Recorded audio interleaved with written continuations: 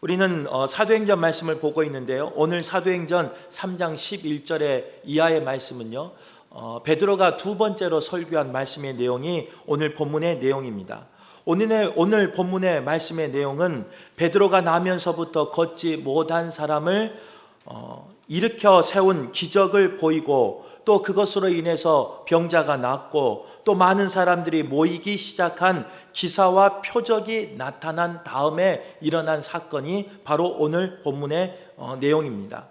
모든 관심이 그 기적을 행한 베드로와 요한에게 쏠려 있을 때, 그때 베드로는 이 모든 기적이 자신의 능력이나 자신의 경건에서 나오는 것이 아니라, 권능에서 나오는 것이 아니라 오직 우리의 생명의 구주 되신 예수 그리스도께서 주신 것임을 선포한 내용이 오늘 본문의 내용이라는 거예요.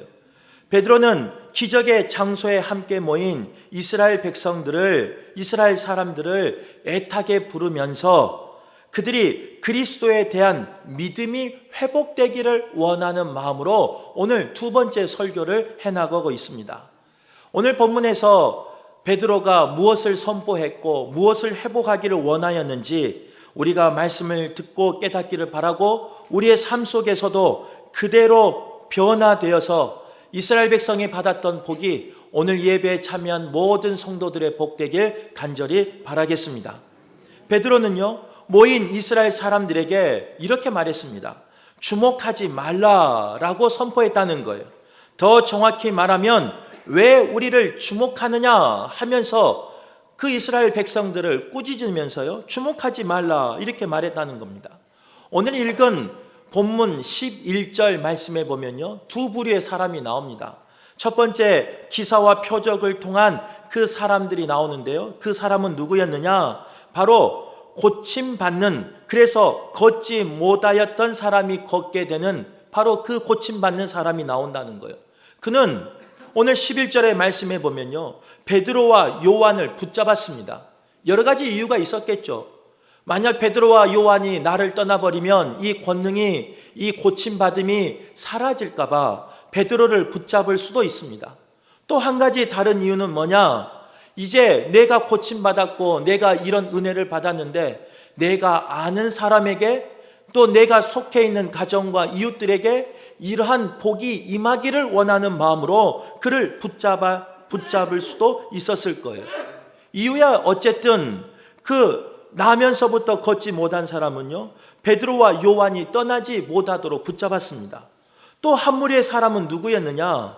이스라엘 사람들이었는데 그 사람들은 이 사건을 보고 크게 놀랐습니다. 그리고 달려왔습니다. 그리고 솔로몬 행각에 모이기 시작했다 이렇게 말하고 있다는 거예요.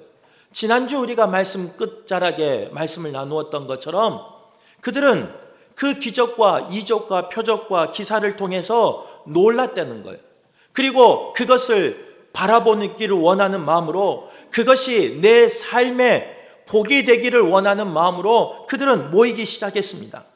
아마도 절망의 삶 속에서 무너졌던 한 사람이 일어났고 걸었고 기뻐 뛰며 찬양하며 회복된 모습을 보았고, 그 모습을 본 많은 사람들이 내 속에 있는 절망이 그렇게 되기를 원하는 마음으로, 내 속에 있는 그런 병들이 그렇게 되기를 원하는 마음으로 아마 소망을 가지고 그들에게, 베드로에게 찾아 나왔을 거예요.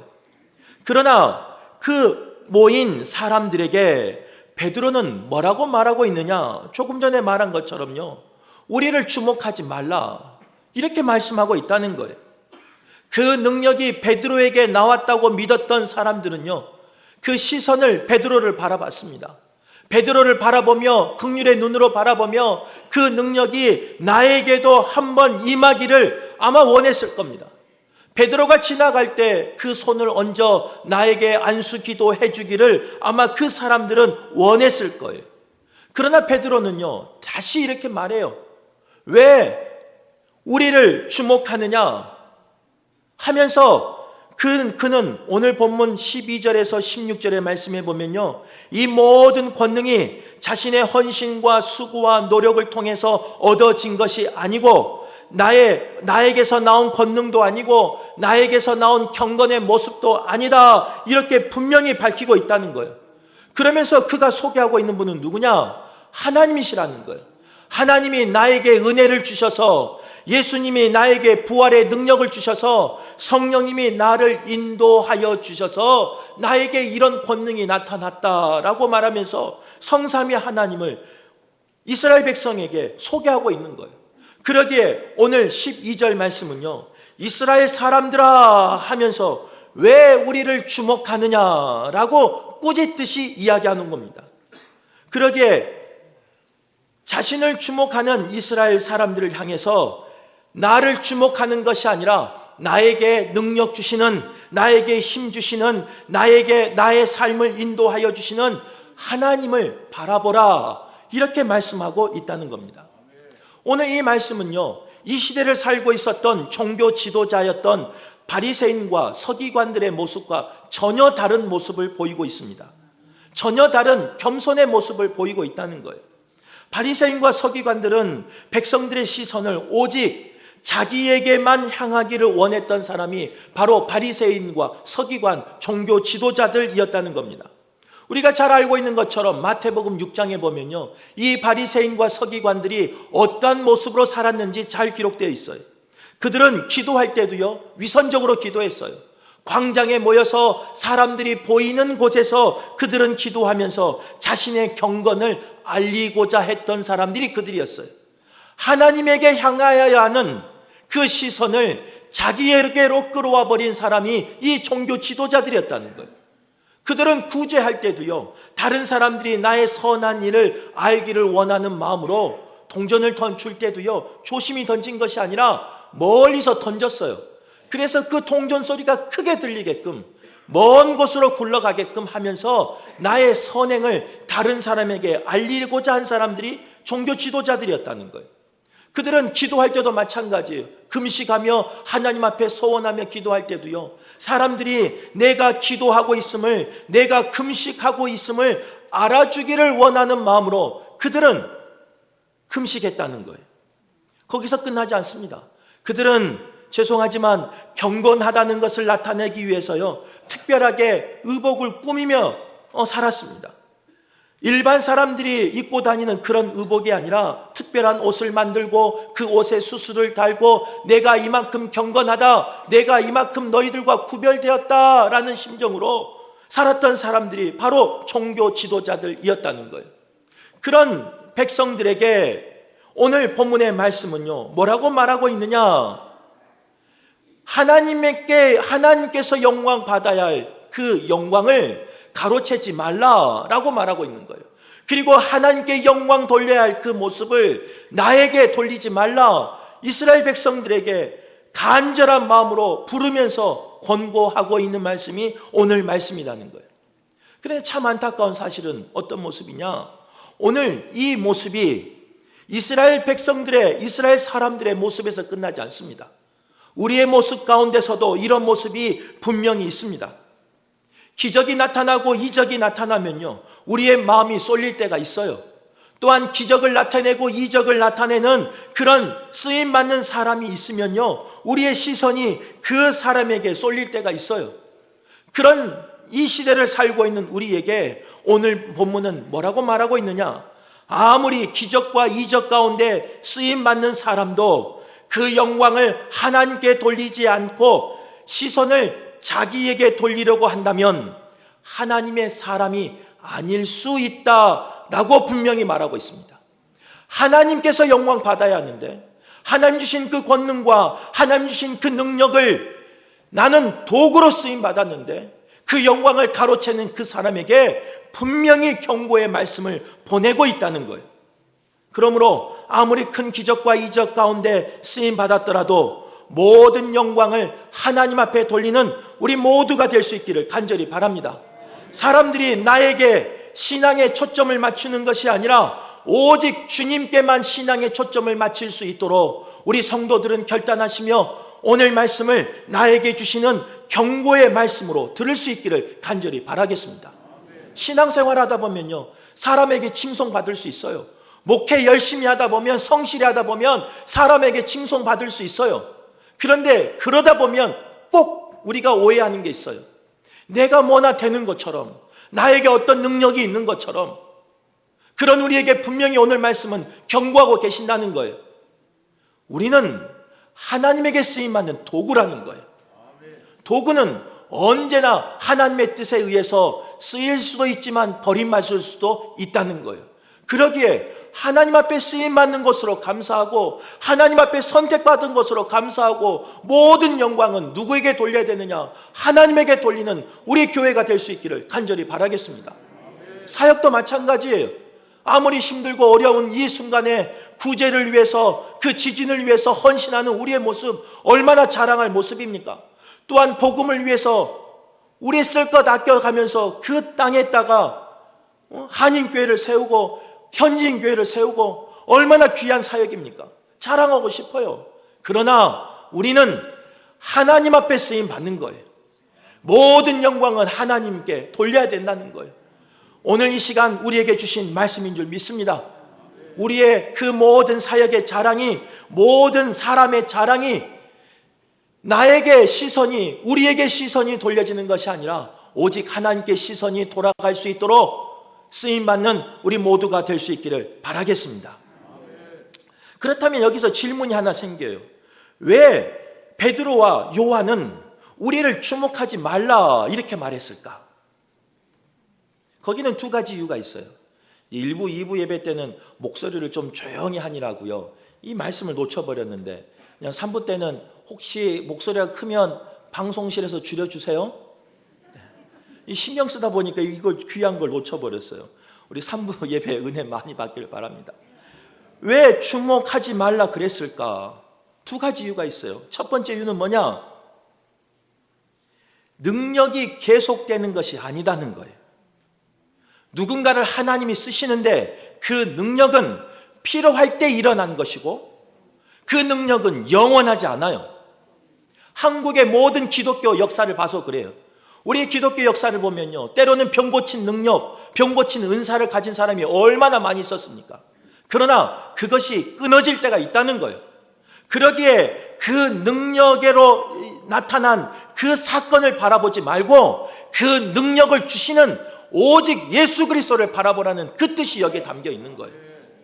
두 번째 이유는 뭐냐? 능력을 받아도, 고침을 받아도 그 능력과 고침받은 그 은혜가 영원하진 않습니다. 죄송하지만 그 영원한 삶이 어디까지냐? 내가 살아있는 동안 그 능력이 나에게 임하는 거예요. 아무리 고침받아도, 아무리 소생되어도, 아무리 회복되어도 우리는 언젠가는 하나님 앞에, 심판대 앞에 서야 하는 연약한 존재라는 거예요. 내게 기적이 임해도, 내게 표적이 임해도, 내가 고침받아도, 내가 새 사람이 되어도, 변화되어도 언젠가는 우리는 하나님 앞에 설 수밖에 없는 그런 연약한 존재라는 거예요.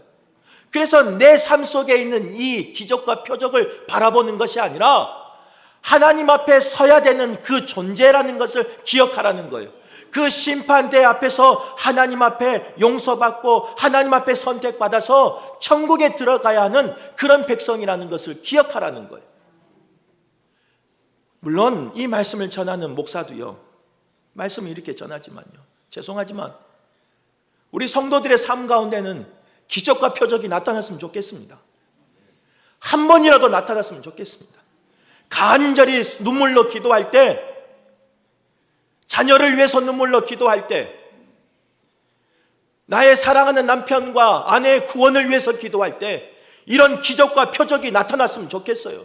정말 이 기적과 표적이 우리 성도들 가운데 나타나서 정말 그것을 보고 회개하는 사람들이, 그것을 보고 돌이키는 사람들이 나타났으면 좋겠어요. 이게 부족한 목사의 마음이에요. 그런데 왜 오늘 본문은요, 그것을 사모하는 성도들에게 주목하지 마라 라고 말하느냐? 다른 게 아니에요. 그 기적과 표적은 끝이 있어요. 하지만 그 기적과 표적을 주시는 그 예수님의 능력은 영원하시다는 거예요. 그 예수님을 붙잡아야지만 영생 받을 수 있다는 거예요. 기적과 표적이 우리를 구원하는 것이 아니라 기적과 표적을 주시는 예수님이 우리를 구원하신다라는 그 말씀이 오늘 말씀이라는 거예요. 그러기에 베드로는요, 그 기적과 표적을 집중하지 말라는 거예요. 주목하지 말라는 거예요. 도리어 그 표적과 기적을 행하신 분이 여호와 하나님이시고 예수님이시고 성령님이심을 말씀하시면서 성삼위 하나님 앞에 우리의 시선을 집중하라는 거예요. 우리 교회가 그런 교회가 되길 바랍니다. 바라기는 기적이 일어나길 바라요.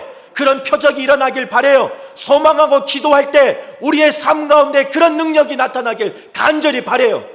그러나 그런 기적만 이적만 쫓아가는 우리 성도들이 아니라 그 기적을 우리에게 행하시는, 그 기적과 이적을 우리에게 베푸시는 예수 그리스도를 바라보는 우리 모두가 되셔서 육신의 병에서 끝나는 것이 아니라, 해방에서 끝나는 것이 아니라 영이 구원받는, 천국을 소유하는 우리 성도들 되시길 간절히 바라겠습니다. 한국교회가요, 많은 부흥을 했어요. 하지만 지금은요, 많이 쇠약해져 버렸어요. 그 이유 중에 하나가 오늘 본문에 있어요. 하나님이 영광 받아야 할 그 영광을 교회가 차지해 버렸어요. 사람이 차지해 버렸어요. 물론 하나님은 사람을 통해서 일하십니다. 우리 교회도 마찬가지 아니겠습니까? 이 교회가 세워지기까지 얼마나 많은 성도들이 수고하였습니까? 얼마나 많은 신앙의 선배들이 헌신하며 수고하였습니까? 그분들의 헌신과 수고는 기억해야 돼요. 그것도 기억하지 말라는 게 아니에요. 그러나 그 모든 영광은 사람에게 나타나는 것이 아니라, 사람에게 돌리는 것이 아니라, 그 사람을 자랑하는 교회가 아니라 오직 하나님만 자랑하는, 오직 예수님만 자랑하는, 오직 나를 도우시는 성령님만 자랑하는 우리 교회 되시길 간절히 바라겠습니다. 이전에요, 한국교회 보면요, 설교 잘하신 분이 얼마나 많아요. 능력 있는 분이 얼마나 많아요. 그런 기적과 이적을 나타낸 분이 얼마나 많았어요. 그런데 그 모든 교회가, 모든 사람들이 그 사람을 집중하다 보니까, 그 목회자만 따라가다 보니까, 하나님이 받아야 할 그 영광을 가로채다 보니까 이제는 쇠해져 버렸어요. 이제는 약해져 버렸어요. 오늘 이 말씀이 이 시대를 살고 있는 우리에게 주시는 마지막 경고일 수 있습니다. 사람에게 집중하지 마세요. 사람을 주목하지 마세요. 사람의 그 열심을 자랑하지 마세요. 그 사람의 어떤 인간적인 모습을 자랑하지 마세요. 오직 우리 교회의 자랑은 여호와 하나님만 되시길 간절히 바랍니다. 우리의 자랑은 오직 예수님만 되시길 간절히 바라겠습니다. 우리 새가족이 와서 참 죄송한데요, 목사도 마찬가지예요.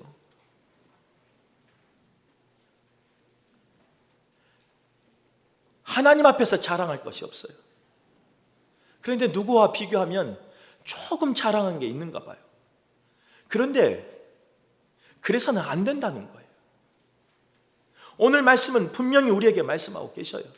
만약 사람을 자랑하거나 사람을 따라가거나 사람에게 시선이 집중되어 버리면 한국교회가 쇠약해져 버린 것처럼 우리도 쇠약해져 버리고 우리도 결국은 무너지고 만다는 거예요.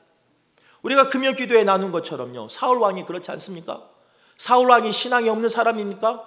사울왕이 믿음이 없는 사람입니까? 사울왕이 하나님을 부인한 사람입니까? 그렇지 않아요. 사울왕은 하나님 앞에 선택받은 사람이었어요. 사울왕은 하나님 앞에 귀하게 쓰임받은 사람이었어요. 사울왕은 적어도 우리 새벽 예배 19장 말씀에 이르기까지는요, 여호와 하나님이 살아계신 것을 알았던 사람이 사울이었어요. 그런데 왜 사울이 하나님 앞에 버림받고 왜 그 가문이 하나님 앞에 버림받느냐? 하나님이 차지해야 할, 하나님께 돌려야 할 영광을 자신의 것으로 만들어버렸어요. 자기의 것으로 만들고 자기의 것으로 자랑해버렸어요. 그러다 보니까 그렇게 망해버린 거예요. 새벽 예배 말씀도 그렇고 오늘 사도행전 말씀도 그렇고 우리에게 주신 마지막 경고인 줄 믿어요. 목회하는 저에게 주시는 마지막 경고라고 믿어요. 사람에게 시선이 모이게 하면 분명 망해요. 그 목사도 망하고 바라보는 사람도 망하고. 우리 교회가 그런 교회가 아니라 오직 하나님만 바라보시길 바랍니다.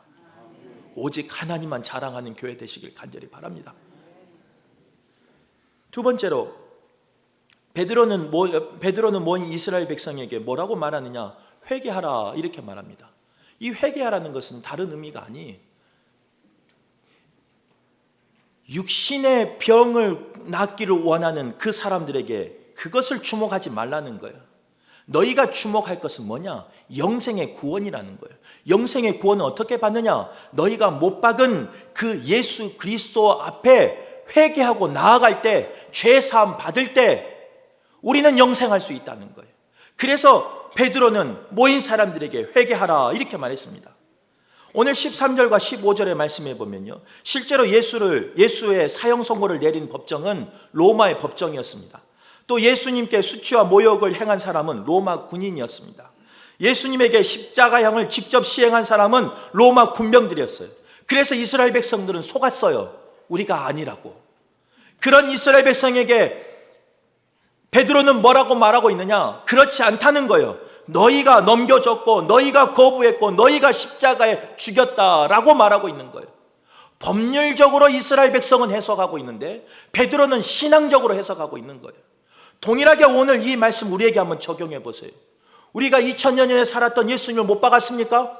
우리가 언제 예수님 앞에 침뱉었습니까? 우리가 언제 예수님을 모욕했습니까? 그렇지 않잖아요. 그런데 오늘 이 말씀은, 우리에게 선포한 이 말씀은 뭐냐? 신앙적으로 보라는 거예요. 영적으로 보라는 거예요. 나의 죄가, 나의 구별하지 못한 그 죄가 예수님을 다시 십자가에 못 박히고 있다는 거예요.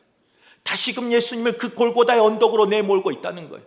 오늘 우리 장로님이 기도하신 것처럼요, 우리 사순절 기간 동안 적어도 내 삶 속에서 죄 한 가지는 결단하며 나갈 수 있는 우리 성도들 되시길 바라요. 적어도 그 죄 한 가지는 부끄럽지만 들춰져서 하나님 앞에 자복하고 회개하여서 하나님 앞에 용서받는 우리 성도들 되시길 바라요. 그래야 육신의 구원에서 끝나는 것이 아니라 영혼의 구원을 받을 수 있는 겁니다. 오늘 예배하는 모든 성도가 영혼의 구원을 누릴 수 있기를 간절히 바라겠습니다. 그것이 바로 오늘 세 번째 말하는 새롭게 되리라 라는 그런 축복의 말씀이에요. 베드로가 영으로 구원받고 나니까요, 성령을 받고 나니까요, 그에게 담대함이 생겨요. 어떻게 담대함이 생겼을까? 다른 게 아니에요. 그의 눈은 사랑하는 이스라엘 백성을 바라보고 사랑하는 성도를 바라보았지만 그의 영의 눈은 천국을 바라보았기 때문에 그는 담대하게 말씀을 선포할 수 있었던 거예요. 다음 주에 말씀 봐봐요. 이제 고난이 닥쳐요. 담대하게 선포가 나니까, 은혜가 충만하고 나니까 고난이 닥쳐요. 그걸 알면서도 베드로는 선포하고 나간 거예요. 천국을 바라보니까. 이것이 바로 새롭게 된 사람들의 모습이라는 거예요. 저는 오늘 여기 계신 우리 성도들이요, 죄 사함 받기를 바라고 새롭게 되는 성도들 되시길 간절히 바랍니다. 이 세상에 살아가지만 영적인 눈이 띄어서 천국을 바라보며 천국을 소망하는 그런 성도들 되시길 바랍니다.